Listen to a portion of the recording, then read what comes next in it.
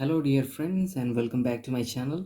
In this question we have to find out the value of a for which 2 to the power a times 8 square is equal to 2 to the power 8. Now to solve this question we have to first of all note that 8 is nothing but 2 times 2 times 2, which is nothing but 2 to the power 3. So we can rewrite the above equation as 2 to the power a times, now 8 can now be written as 2 to the power 3 whole square, that is equal to 2 to the power 8. Implies 2 to the power a times 2 to the power 3 times 2, that is equal to 2 to the power 8, because a to the power m whole to the power n is nothing but a to the power m times n.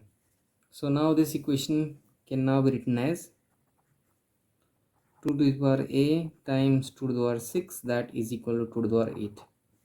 When we have a to the power m and a to the power n, then that becomes equal to a to the power m plus n. Now since in this question we have 2 to the power a and 2 to the power 6, the bases are same, that is why we can add the exponents. We can write 2 to the power a plus 6, that becomes equal to 2 to the power 8. Now to solve this question and to find out the value for a, we have to take logarithm on the left hand side and on the right hand side.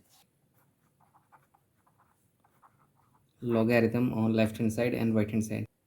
Log 2 to the power a plus 6 base 2, that is equal to log of 2 to the power 8 to the base 2.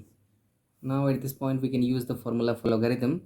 If we have log a to the power b to the base a, then that becomes equal to b log a to the base a, and that is equal to b because log a to the base a is equal to 1, so it is simply b.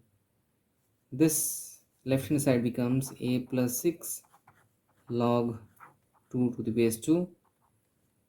Right hand side becomes 8 log 2 to the base 2.